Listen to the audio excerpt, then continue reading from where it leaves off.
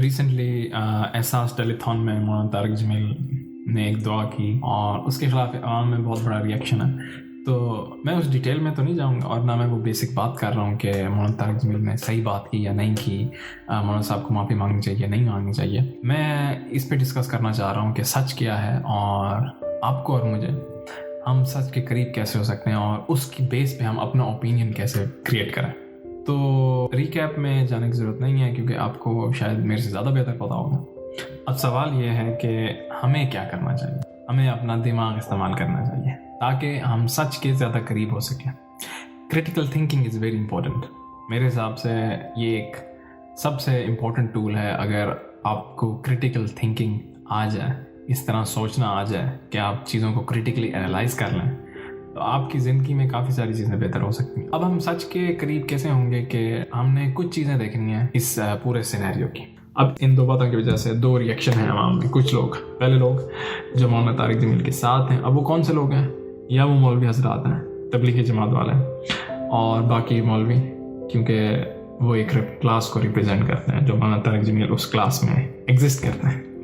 हालांकि वो क्लास मौलाना तारिक जमील ने बनाई नहीं है, लेकिन लोग एज ए ह्यूमन बीइंग हम लोग एक क्लास के साथ एसोसिएट होना चाहते हैं। ये हमारे जीन्स में। और दूसरे लोग जो मौलाना तारिक जमील सिंपल लोग हैं, लेकिन वो मौलाना तारिक जमील के बयान सुनते हैं, इस वजह से मौलाना तारिक जमील की इंसल्ट और मौलाना तारिक जमील माफ़ी मांग रहे हैं कुछ एंकर के सामने, उनसे ये बर्दाश्त नहीं हो रहा। फैन फॉलोइंग कह सकते हैं। और जो दूसरी अवाम है जो मौलाना के अगेंस्ट है कि मौलाना साहब ने ये बात कर दी, मौलाना को नहीं करनी चाहिए थी, वो एक तो मीडिया अवाम, आप लोग उनको जानते हैं। सेकेंड अवाम कुछ लिबरल्स, फेमिनिस्ट लोग जिनको ये प्रॉब्लम है कि जी मौलाना साहब एसोसिएट कर रहे थे कि जो ये कोरोना है और जो अजाब हैं मौलाना साहब को बाकी सोसाइटी में ह्यूज़ नज़र नहीं आया, मौलाना साहब को डोमेस्टिक वायलेंस नज़र नहीं आया, खावंद हजरात बीवियों को मारते हैं, ऑनर किलिंग होती हैं, रेप हो रहे हैं, इस तरह की चीज़ें मौलाना को नज़र नहीं आई। मौलाना को सिर्फ नज़र आया है ख़वातीन की बेहयाई,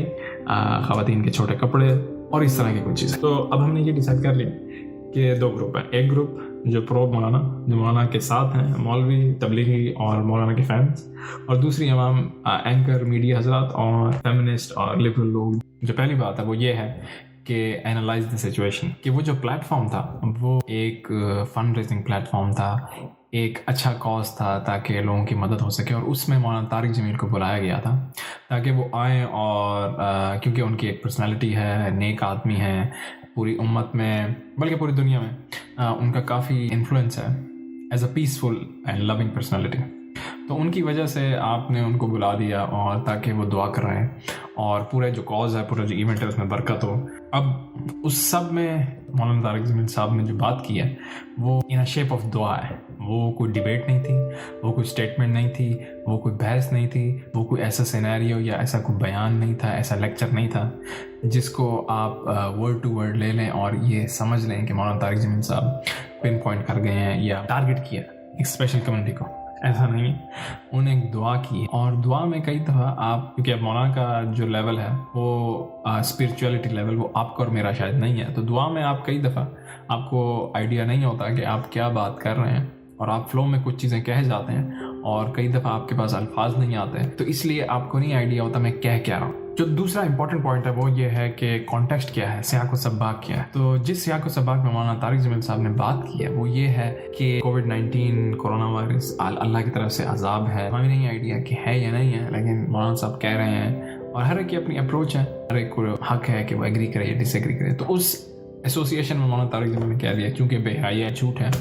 और जब आप इस तरह की जनरलाइज्ड बातें करते हैं, आप हर एक को पिन पॉइंट नहीं कर सकते, हर एक आपकी लिस्ट नहीं बना सकते कि अब आपने अगर मीडिया वाले को कह दिया है तो आप जो जनरल मैसेज है वो सब की तरफ है। वो उसमें बिजनेसमैन भी आ जाते हैं, मार्केटर भी आ जाते हैं, फाइनेंस के लोग भी आ जाते हैं, डॉक्टर भी आ जाते हैं। आपने एक जनरली कह दिया और उसमें ये नहीं है कि सिर्फ ये लोग के खिलाफ ही बात हो रही है। और जो बेहयाई है उसमें भी मौलाना साहब ने अल्फाज निकले, लेकिन कई दफ़ा इस तरह के जो अल्फाज हैं वो जनरलाइज कैटेगरी में, और ये लैंग्वेज का प्रॉब्लम है, ये माइंडसेट का प्रॉब्लम नहीं है। जो तीसरी बात है, हम देखते हैं कि हिस्ट्री ऑफ पर्सनल, एक जो इंसान है जिसने ये बात की है उसका माजी क्या है, कैसा उसका एटीट्यूड है, कैसा बिहेवियर है. अगर वो नफ़रत फैला रहा है और अगर वो ऑलरेडी इस तरह की बातें करता है या करती है, तो फिर तो आप उसको कैटेगराइज कर सकते हैं कि इस आदमी ने इंटेंशनली ये बात की है. और अगर उसने नहीं किया ऐसी बात, तो slip of tongue, benefit of doubt आपको दे देना चाहिए, क्योंकि आज आप किसी को दे देंगे, कल आपको कोई दे देगा. और जो चौथी चीज़ है, जो हामिद मीर का एक कमेंट था कि रेफरेंस दिया था मौलाना तारिक जमील को कि इमाम अबू हनीफा के दौर में उनको जेल हो गई क्योंकि उनकी एक लड़ाई हो गई अपने हुक्मरान के साथ. और मौलाना साहब ने कहा कि आप नवाज शरीफ के लिए भी ऐसे जाते थे, जाती उम्रा के लिए भी इसी तरह की दुआ ही करते थे. तो अब हामिद मीर अपनी तरफ से उन्होंने रेफरेंस दिया कि आपको तो फाइट करनी चाहिए बजाय इसके कि रूलिंग क्लास के साथ आप मिल जाए. अब ये हार्ड एंड फास्ट रूल नहीं है. स्कॉलर के लिए ये हदीस या ये कुरानी टेक्स्ट नहीं है अल्लाह की तरफ से कि भाई आपकी जो भी रूलिंग क्लास है you have to fight with them. नहीं. अगर रूलर अच्छा है, हुक्मरान अच्छा है, तो स्कॉलर को उसके साथ होना चाहिए. अगर हुक्मरान अच्छा नहीं है तो स्कॉलर को उसके खिलाफ होना चाहिए. अब आप ये नहीं कह सकते कि हज्जाज बिन यूसुफ और उमर बिन अब्दुल अजीज़ एक सेम कैटेगरी में. अब उमर बिन अब्दुल अजीज़ को 5वां खलीफा डिक्लेयर किया गया. तो अब इसका ये मतलब नहीं है कि क्योंकि स्कॉलर उस टाइम के थे और वो इमाम अबू हनीफा और जो स्कॉलर्स हैं उनकी फ़ाइट होती है और वो रूलिंग क्लास उनको लड़ना चाहिए, तो वो जाकर लड़ना शुरू कर दें अब्दुल अजीज़ से. उमर बिन अब्दुल अजीज़ रज़ियल्लाहु अन्हु वो ख़ुद ही बहुत अच्छे हैं, तो आपको फ़ाइट करने की ज़रूरत नहीं है. या सहाबा हज़रत अबू बकर सिद्दीक़ रज़ियल्लाहु अन्हु से लड़ाई शुरू कर देते हैं. क्यों? बिकॉज वो खलीफा है तो हमने लड़ाई करनी है, अभी अरफात ही हमने फाइट करनी है. नहीं, ऐसा नहीं है. आप देखते हैं अगर लीडर अच्छा है तो ठीक है, अगर लीडर नहीं है अच्छा तो ठीक है, आप कहते हैं नो ये अच्छा आदमी नहीं है. और जो 5वीं चीज़ है वो ये है कि लेवल ऑफ अंडरस्टैंडिंग मौलाना की इमरान खान से जो मुलाकात है वो शायद आपकी मेरी नहीं है, शायद हामिद मीर और बाकी जो एंकर हैं उनकी भी नहीं है. तो मौलाना तारिक जमील को इमरान खान ने क्या कहा है ये आपको मुझे नहीं पता. तो शायद कुछ चीज़ें हों जो मौलाना तारिक जमील को आप इमरान खान के बारे में आपसे और मेरे से बेहतर जानते हैं. और ये पॉसिबिलिटी है पड़ी, क्योंकि जो उनकी मीटिंग है वो आपके और मेरे सामने एक लाइव टेलीकास्ट नहीं हुई. और आपको और मुझे नहीं पता कि मौलाना तारिक जमील और इमरान खान फ़ोन पर क्या बात करते हैं. तो मौलाना तारिक जमील को इमरान खान का शायद वो हिस्सा पता हो जो आपको और मुझे नहीं पता. मैं ये नहीं कह रहा कि ज़रूरी इमरान खान ठीक है या नहीं है, मैं आपको ऑप्शन दे रहा हूँ कि यूज़ योर ब्रेन. तो बस मैं यही कहना चाह रहा था कि अपना दिमाग इस्तेमाल करें और सच के करीब होने की कोशिश करें बजाय इसके कि किसी क्लास का पार्ट बने या because we already have so much divisions. तो क्लासेस का पार्ट ना बने, सच का पार्ट बने. हमारे पास 2 ग्रुप होने चाहिए, जो लोग सच के साथ हैं और जो झूठ के साथ है.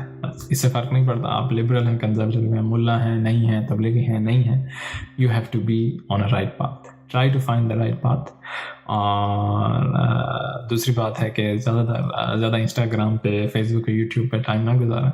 It's Ramzan, try to close to your Allah. अस्सलामु अलैकुम.